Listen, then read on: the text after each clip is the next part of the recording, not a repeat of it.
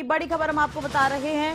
और द्रौपदी जो मुर्मू है वो राष्ट्रपति उम्मीदवार होंगी। तो ये बड़ी खबर, एनडीए के राष्ट्रपति उम्मीदवार का ऐलान। और आज ही यशवंत सिन्हा जो कि बीजेपी की तरफ से उम्मीदवार नजर आ रहे हैं, और दूसरी तरफ एनडीए की तरफ से यहाँ पर द्रौपदी मुर्मू जो है वो एनडीए के उम्मीदवार का ऐलान जो है वो एनडीए के राष्ट्रपति के उम्मीदवार का ऐलान कर दिया गया है। ये बड़ी खबर हम आपको बता रहे हैं इस वक्त की।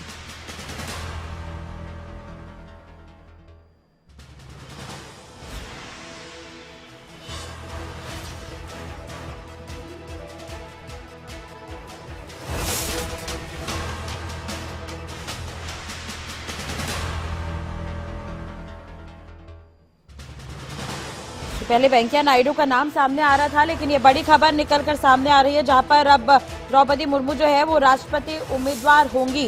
ज्यादा जानकारी और अपडेट के लिए बात करेंगे संवाददाता अनिल मोर हमारे साथ जुड़े हुए हैं। अनिल, पहले वेंकैया नायडू का नाम सामने आ रहा था, लेकिन अब ये नाम सामने आ चुका है द्रौपदी मुर्मू जो कि राष्ट्रपति उम्मीदवार होंगी। पूरी जानकारी देखिए, बिल्कुल एक बड़ी अनाउंसमेंट यहाँ पर बीजेपी की तरफ से की गई है। बीजेपी की लगातार बैठक चल रही थी, राष्ट्रपति उम्मीदवार को लेकर वो फैसला कर लिया गया है। जो आदिवासी नेत्री है द्रौपदी मुर्मू, वो एनडीए की तरफ से राष्ट्रपति पद की उम्मीदवार होगी। पहले भी कयास लगाए जा रहे थे, इस तरीके की चर्चा भी आ रही थी कि इस बार बीजेपी की तरफ से जो राष्ट्रपति उम्मीदवार है किसी आदिवासी नेता को बनाया जा सकता, और कहीं ना कहीं कोशिश की जा रही थी कि जो आदिवासी समीकरण है वो भी बैठाया जाए। इसके अलावा किसी महिला को इस बार राष्ट्रपति पद पर कहीं ना कहीं बैठाया जाए, इसी को लेकर ये बड़ा फैसला लिया गया। हालांकि कई नाम चल रहे थे, लेकिन बीजेपी के बारे में चाहे मीडिया में कुछ भी नाम चले, लेकिन आखिरी फैसला बिल्कुल चौंकाने वाला होता है, और कहना कि एक बड़ा फैसला और चौंकाने वाला फैसला। हालांकि चर्चाएं काफी दिनों से चल रही थी कि किसी आदिवासी नेता को कहीं ना कहीं उम्मीदवार इस बार बनाया जा सकता है, और कहीं ना कहीं जो बीजेपी पार्लियामेंट्री बोर्ड की बैठक चली, लंबी बैठक चली, उसके बाद बकायदा जो नाम की घोषणा की गई है द्रौपदी मुर्मू को, जो एनडीए का बीजेपी की तरफ से जो उम्मीदवार है वो यहाँ पे घोषणा की गई है। महिला नेत्री है, आदिवासी नेत्री है, तो कहीं ना कहीं एक बड़ा, हम कहीं ना कहीं जो एक बड़ा जो घोषणा है बीजेपी के लिहाज से, चुनावी भविष्य के लिहाज से, क्योंकि आने वाले कई राज्यों की अगर बात करें, खासतौर से हम बात करें, चाहे मध्य प्रदेश की बात करें, झारखंड की बात करें, कई छत्तीसगढ़ की बात करें, कई राज्य ऐसे जहाँ पर जो एक आदिवासी जो मतदाता है बड़ी संख्या में, तो ऐसे में कहीं ना कहीं आदिवासी मतदाताओं में एक बड़ा मैसेज जाए। उस बड़ा मैसेज देने के लिए एक आदिवासी नेता को, महिला नेता को कहीं ना कहीं बीजेपी की तरफ से अपना उम्मीदवार घोषित किया गया है। चलिए, अगर इनके बैकग्राउंड की बात करें तो पूर्व राज्यपाल ये रही है, लेकिन अगर हम एक तरह से देखें तो जिस तरह से असमंजस की स्थिति थी, पहले ये नाम निकलकर सामने आ रहा था कि वेंकैया नायडू और भी कई तरह के नाम जो थे वो सामने आ रहे थे, और झारखंड की ये पूर्व राज्यपाल रही हैं, तो ऐसे में क्या कुछ प्रोजेक्ट कर रही होगी बीजेपी यहाँ पर, क्या कुछ मानकर चले हम अनिल इस पर? देखिए, जब बीजेपी की तरफ से चर्चा थी कि बीजेपी की तरफ से उम्मीदवार कौन हो सकता है राष्ट्रपति पद के लिए, तो तब ये चर्चाएं, तमाम कयास लगाए जा रहे थे। एक कयास ये भी लगाया जा रहा था कि इस बार बीजेपी की तरफ से किसी महिला को उम्मीदवार बनाया जा सकता है। दूसरा कयास लगाया जा रहा था कि इस बार बीजेपी की तरफ से जो भी उम्मीदवार बनाया जाएगा आदिवासी समाज से हो सकता है, क्योंकि अगर बात करें आदिवासी समाज की, अगर बात करें, हम कई राज्य है, देखिए अगर राज्य की बात करें, चाहे छत्तीसगढ़ की बात करें, मध्य प्रदेश की बात करें, झारखंड की बात करें, कई राज्य ऐसे जहाँ पर कहीं ना कहीं एक बड़ी आबादी है आदिवासी की, तो कहीं ना कहीं एक बड़ा मैसेज देने के लिए आदिवासी समुदाय में कि आदिवासी समुदाय की जो एक नेता है और खासतौर से महिला नेता है, उन्हीं को बीजेपी की तरफ से यहाँ पर उम्मीदवार बनाएगा। तो कहीं ना कहीं बीजेपी की तरफ से इस बार जो उम्मीदवार बनाए गए, एक तीर से कई निशाने यहाँ पर साधने का कामयाबी किया गया है। जी चले, लेकिन अगर एक तरह से देखा जाए प्रोजेक्ट की बात, इसलिए क्योंकि 2024 में लोकसभा चुनाव होने हैं, बीजू दल से भी इनका कहीं ना कहीं कांटेक्ट रहा है, संपर्क रहा है, तो ऐसे में कितना फायदा मिलेगा? और सबसे अहम बात यह है कि ये पहली महिला आदिवासी राष्ट्रपति बनेंगी, और मजबूत दावेदारी इनकी मानी जा रही है अभी से। बिल्कुल, देखिए अगर आंकड़ों की बात करें, आंकड़ों के लिहाज से कहीं ना कहीं जो एनडीए का राष्ट्रपति पद का जो उम्मीदवार है उसका चुना जाना लगभग तय है।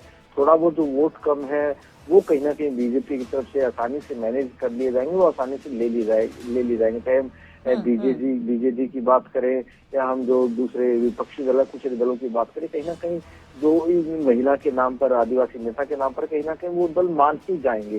तो बीजेपी के लिए कोई इतनी बड़ी मुश्किल वाली बात नहीं है। हम बात करें आंध्र प्रदेश की, बात करें तेलंगाना की, बात करें वहां पर जो चाहे विपक्षी दल है, हम बात करें वाईएसआर की बात करें, वो भी कहीं ना कहीं इनके पक्ष में होते दिख सकते हैं। इसके अलावा जो तेलंगाना के मुख्यमंत्री है आदिवासी नेता के नाम पर, कहीं ना कहीं वो भी थोड़ा नरम पड़ सकते हैं। और कहीं ना कहीं जैसे मैंने आपको बताया कि बीजेपी के पास आंकड़ों का थोड़ी बहुत ही दूरी है, तो ज्यादा दूरी नहीं है, थोड़ा बहुत तो बीजेपी को वोट चाहिए। और कहीं ना कहीं इस नाम पर बीजेपी वोट जता सकते हैं, क्योंकि अगर बात करें हम विपक्ष की बात करें, विपक्ष की तरफ से यशवंत सिन्हा को उम्मीदवार बनाया गया है। तो भले ही तृणमूल के नेता हैं, लेकिन उनकी पुरानी राजनीति बीजेपी में रही है, यूपीए की तरफ से उनको उम्मीदवार बनाया गया है। लेकिन कहीं ना कहीं जो आंकड़ों की बात करें, आंकड़े फिलहाल एनडीए के पक्ष में है। एनडीए को अपना उम्मीदवार जिताने के लिए कोई ज्यादा जोर आजमाइश नहीं करने की, थोड़ा बहुत ही आंकड़ा उनका कम पड़ता है। तो कहीं ना कहीं ये मैनेज अपने आप कर लिया जाएगा। और खासतौर से जब जो बीजेपी की तरफ से जब जो उम्मीदवार है, जब वोट मांगने जाएंगे, नेता वोट मांगने जाएंगे, खासतौर से अगर बात करें हम जिन जिन राज्यों में आदिवासी बहुल सीटें हैं, उन राज्यों में वोट मांगने जाएंगे, तो कहीं ना कहीं अपने आप ही जो वोट है वो ऑटोमेटिक इनको मिल से दिख जाएगा वहाँ पे। क्योंकि देखिए जो आदिवासी समुदाय की बात करें, आप खुद देखिए, आपने छत्तीसगढ़ भी पास से देखा है, छत्तीसगढ़ हो गया, मध्य प्रदेश, उड़ीसा, झारखंड, कई राज्यों में कहना कि एक बड़ा वर्ग अपने आप में बन जाता है। तो कहना कि एक बड़ा मैसेज देने के लिए, खासतौर से देश दुनिया में भी एक बड़ा मैसेज देने के लिए कि भारत में जो अगले राष्ट्रपति के उम्मीदवार है बीजेपी तरफ से आदिवासी समाज से बनाए गए, तो कहने कि बड़ा मैसेज इस नाम से जाने वाला है। और कहीं ना कहीं इस पर जोर भी दिया जा रहा था काफी कि पहला आदिवासी राष्ट्रपति भारत में होना चाहिए। तो ये भी यहाँ पर चीजें पूरी हो सकती है। और दूसरी तरफ राजनीतिक विश्लेषक भी ये बता रहे हैं कि वाकई एक मजबूत कड़ी के रूप में उभर सकती हैं द्रौपदी मुर्मू। अनिल,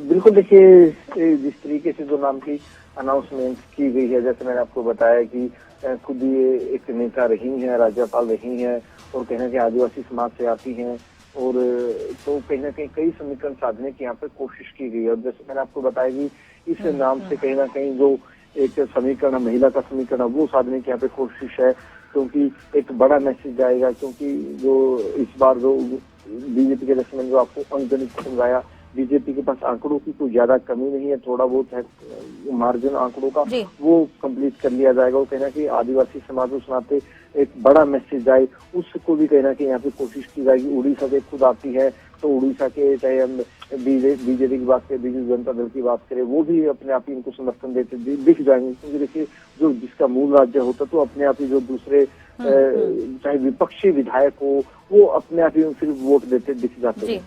चलिए, बने रहेगा हमारे साथ। तो द्रौपदी मुर्मू के ऐतिहासिक सफर की अगर हम बात करें तो 2000 से 2004 तक ओडिशा विधानसभा में रायरंगपुर से विधायक रही हैं।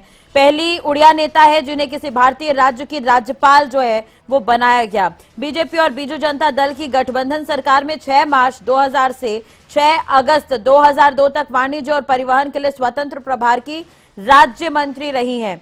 6 अगस्त 2002 से 16 मई 2004 तक मत्स्य पालन और पशु संसाधन विकास राज्य मंत्री भी मुर्मू रह चुकी हैं। द्रौपदी मुर्मू ओडिशा में 2 बार रायरंगपुर विधानसभा क्षेत्र से बीजेपी की विधायक भी रही है। अगर आंकड़ों की अगर हम बात करें तो कहीं ना कहीं बीजेपी को नो टेंशन हम कह सकते हैं, क्योंकि 2017 की तरह ही इस बार भी बीजेपी की अगुवाई करने वाले एनडीए को अपना पसंदीदा उम्मीदवार को चुनने में किसी तरह की दिक्कत नहीं आएगी। और बिल्कुल हुआ ऐसे ही, एनडीए की तरफ से मुर्मू का नाम सामने आया है। तो मुर्मू को गवर्नर बनाना केंद्र सरकार का बेहतर कदम भी कहा जा सकता है। और आपको ये भी बता दें कि मुर्मू ने कहीं ना कहीं एक अच्छा नेतृत्व किया है। आदिवासी जिन्हें काफी पिछड़ा माना जाता है, तो मुर्मू ऐसी रही हैं कि जिन्होंने जब शपथ ली थी तो इन्होंने अंग्रेजी में शपथ लिया था, और शपथ लेने के बाद इन्होंने ये बताया था कि आदिवासी कहीं से भी पीछे नहीं है, वो भी कंधे से कंधा मिलाकर चल सकते हैं। तो हो सकता है आदिवासियों के उत्थान के लिए भी इस बार काम किया जाए। और देश को पहला आदिवासी राष्ट्रपति देने पर भी जोर जो है वो नजर आ रहा था। मेरे सहयोगी कमल कौशिक इस वक्त न्यूज रूम से लाइव जुड़े हुए हैं। कमल, एक तरह से देखा जाए तो ये बड़ा ऐलान या बड़ी खबर इसे कहा जा सकता है। मुर्मू को उम्मीदवार बनाया गया, काफी मजबूत दावेदारी इनकी पहले ही मानी जा रही थी। बिल्कुल आपने ठीक कहा, और राजश्री और सबने ये देखा कि अब नाम कैसे एनडीए ने पूरी रणनीति की तहत सबके सामने रखा है। दरअसल बीजेपी मुख्यालय में बीजेपी संसदीय बोर्ड की बैठक चल रही थी। देश के गृह मंत्री अमित शाह, प्रधानमंत्री नरेंद्र मोदी, या बात करें बीजेपी के राष्ट्रीय अध्यक्ष जेपी नड्डा की, और मध्य प्रदेश के मुख्यमंत्री शिवराज सिंह चौहान की, और बाकी जो बोर्ड के सदस्य थे, वो तमाम मंथन उस मीटिंग में हुआ है। आखिरकार अब ये नाम सामने आ चुका है, द्रौपदी मुर्मू। एक ऐसा नाम जिसको देखते हुए कह सकते हैं कि बीजेपी ने हर तरह से बड़ा दाव खेल दिया है। और आप जानते हैं कि एनडीए की मजबूती कितनी ज्यादा है कि उनके उम्मीदवार जीते। आप बखूबी जानते हैं राष्ट्रीय, और जो आंकड़ा है वो कितना पार करना है, कैसे पार करना है, जिसकी आड़ में ही बीजेपी को जीत मिल जाए, उनके उम्मीदवार को जीत मिल जाए और राष्ट्रपति चुनाव एनडीए जीत जाए, ये बड़ा सवाल। इसका जवाब तो खैर आने वाले वक्त में मिलेगा। लेकिन एक तरफ जहां विपक्ष के उम्मीदवार का ऐलान भी हो चुका है, और दूसरी ओर अब एनडीए के उम्मीदवार का ऐलान हो चुका है, जहां पर अगर बात करें यशवंत सिन्हा अपनी तरफ से दावेदारी ठोक चुके हैं। नामांकन की जो अंतिम तारीख आप जानते हैं राष्ट्रपति के 29 जून को है। उसके बाद फिर मतदान भी होना है। 24 जुलाई को मौजूदा राष्ट्रपति रामनाथ कोविंद का कार्यकाल खत्म हो रहा है। तो ऐसे में उससे पहले सबको ये मालूम था कि 1-2 दिन में सब तय हो जाएगा, सब साफ हो जाएगा, तस्वीर साफ हो जाएगी। लेकिन आपने बताया, और आपने ये भी बताया कि क्या क्या सफर रहा है द्रौपदी मुर्मू का, कैसे एनडीए ने, बीजेपी ने उन पर भरोसा जताया कि उनको उम्मीदवार बनाया जा सके। और मैं थोड़ा सा यहां पर बताना चाहूंगा कि कैसे एनडीए के खाते में जीत आ सकती है। वैसे तो विपक्ष एकजुट है, और ममता बनर्जी आप जानते हैं कि उनके नेतृत्व में ही विपक्ष ने अपना उम्मीदवार घोषित किया है।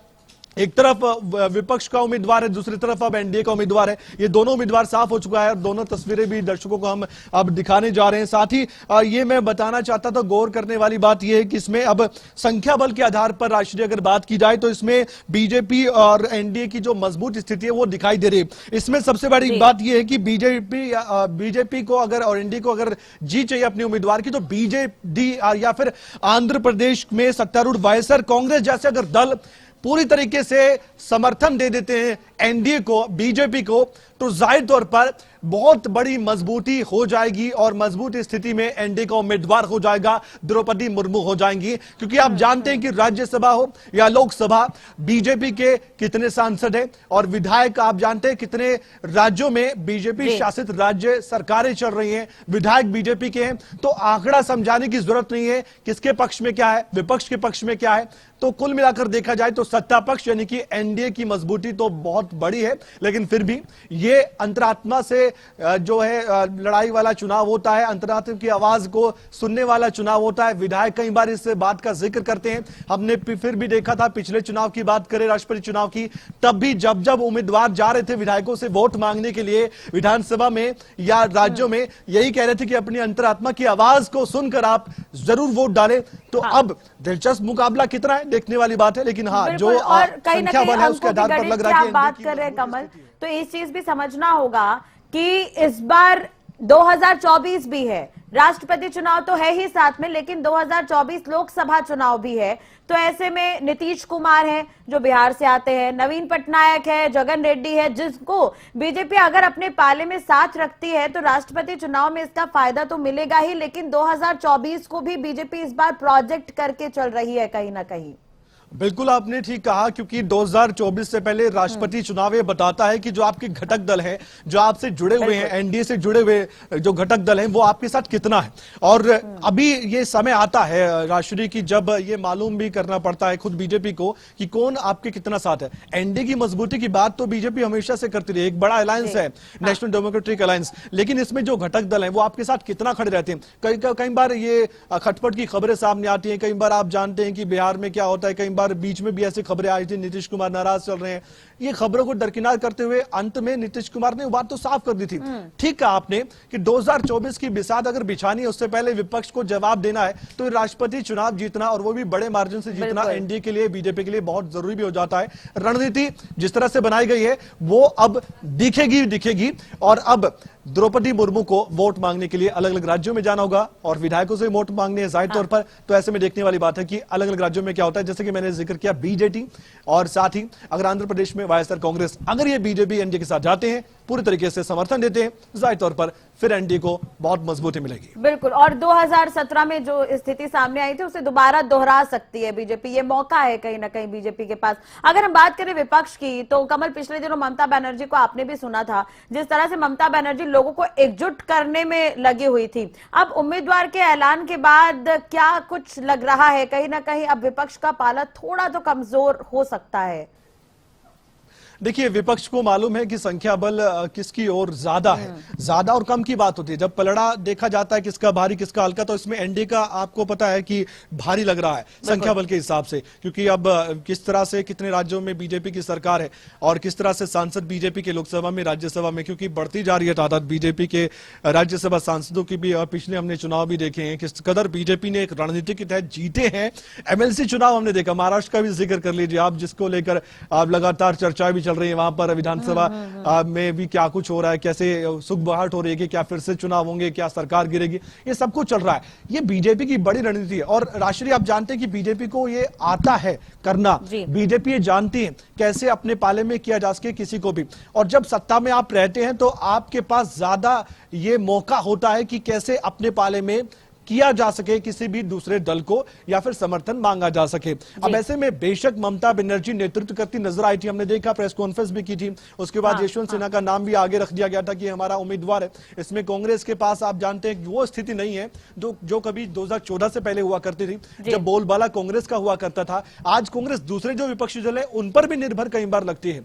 अब कांग्रेस अपने फैसले अपने स्तर पर लेती है और सभी विपक्षी दल मानते हैं, ऐसा नहीं रह गया राष्ट्रीय, आप जानती हैं। लेकिन अब एनडीए के पास ये सब कुछ है कि बीजेपी अगर कहती है कुछ तो एनडीए के घटक दलों को मानना पड़ता है। इसलिए मंत्रणा की गई, एक बड़ा मंथन किया गया। अब सबके सामने आ चुका है कि द्रौपदी मुर्मू अब राष्ट्रपति उम्मीदवार एनडीए की। लोगों के नामों के बाद अगर ये नाम सामने आया है तो कहीं ना कहीं बहुत सोच समझकर ये फैसला लिया होगा। और सबसे महत्वपूर्ण बात ये भी है कमल की, बीजेपी में देखा जाए तो बहुत सारे दिग्गज हैं पहले ही, लेकिन अगर हम बात करें जिन्हें महत्वपूर्ण रूप से जिम्मेदारी सौंपी गई है, राजनाथ सिंह की अगर मैं बात करूं और जेपी नड्डा की मैं बात करूं, तो इन दोनों को सभी पार्टियों से बातचीत करने की जिम्मेदारी सौंपी गई है। और ये दोनों ऐसे नेता हैं, वो हर एक पार्टी में कहीं ना कहीं एक सॉफ्ट कॉर्नर रखते हैं अपने व्यक्तित्व के चलते।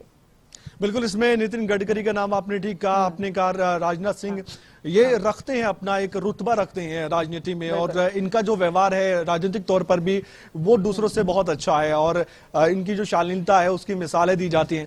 अब ऐसे में इनकी जिम्मेदारी बहुत बड़ी, आपने ठीक कहा, और ये जिम्मेदारी को बखूबी कैसे निभाते हैं ये आने वाला वक्त बताएगा। लेकिन इनके लिए मुश्किलात ज्यादा नजर नहीं आती है। जो घटक दल है उनको इकट्ठा करना है, एकजुट करना है। एनडीए का उम्मीदवार है, जाहिर तौर पर सभी जो घटक दल जुड़े हुए हैं एनडीए से, उनकी भी जिम्मेदारी बनती है कि कैसे अपने उम्मीदवार को जिताना है। लेकिन कहने वाली बात यह है, आपने ठीक कहा, बहुत बड़ी मंत्रणा हुई, बहुत मंथन हुआ। और ये संसदीय बोर्ड की बैठक जो बीजेपी मुख्यालय में हुई है, इसमें नितिन गडकरी भी शामिल थे, राजनाथ सिंह भी शामिल थे, आपने ठीक कहा, ये सभी शामिल थे। पूरी लंबी चर्चा हुई है राष्ट्रीय। और उसके बाद जैसे कि वेंकैया नायडू की चर्चाएं का बाजार गर्म ही था। आप सभी कह रहे थे कि उपराष्ट्रपति राष्ट्रपति प्रमोट कर सकते हैं, एनडीए के उम्मीदवार बना सकते हैं इनको, तो ये बातें भी निकलकर सामने आ रही थी। लेकिन तमाम बातें एक तरफ, सभी बातों को दरकिनार करते हुए ये फैसला ले लिया गया है और सबके सामने अब राष्ट्रीय चर्चाएं होंगी किस कदर और किस आधार पर बनाया गया है। 18 तारीख का इंतजार भी करना होगा और गहन मंथन इसलिए भी क्योंकि 2024 भी नजदीक है। बहुत बहुत शुक्रिया कमल तमाम बातचीत करने के लिए, जानकारी देने के लिए। तो एक तरह से देखा जाए तो ये बड़ी खबर है कि अब राष्ट्रपति उम्मीदवार के नाम का ऐलान जो एनडीए की तरफ से कर दिया गया है। द्रौपदी मुर्मू का नाम सामने आया है, कई लोगों के नाम पहले थे, अब उस रेस से आगे बढ़कर जो मुर्मू का नाम सामने निकल कर आया। 18 तारीख का इंतजार करना होगा, लेकिन उससे पहले जो प्रेस कॉन्फ्रेंस हुई है उसमें क्या कुछ कहा गया आपको सुनवाते हैं पहले। लेकिन कुल मिलाकर के ये बात सामने आई कि हमें प्रत्याशी के रूप में कोई पूर्व से ढूंढना चाहिए, भारत के पूर्वी क्षेत्र से ढूंढना चाहिए और हो सके और हमारा प्रयास हो महिला को हमको स्थान देना चाहिए। और आज तक कोई आदिवासी ट्राइबल प्रत्याशी राष्ट्रपति के रूप में नहीं आया है, इसलिए हमें ट्राइबल पर, और पहली बार कोई ट्राइबल को भारतीय एनडीए की तरफ से हम कैंडिडेट बना सकेंगे ऐसा संसदीय बोर्ड, पार्लियामेंट्री बोर्ड का मत था। और इसलिए श्रीमती द्रौपदी मुर्मू, इनको राष्ट्रपति का प्रत्याशी घोषित किया गया है एनडीए की तरफ से। और हम सब जानते हैं कि श्रीमती द्रौपदी मुर्मू जैसे राधाकृष्णन जी शिक्षा से जुड़े हुए थे, सर्वपल्ली राधाकृष्णन राष्ट्रपति के रूप में, उसी प्रकार द्रौपदी जी का भी जीवन आजीवन शिक्षा से जुड़ा रहा और वो टीचर के रूप में शिक्षा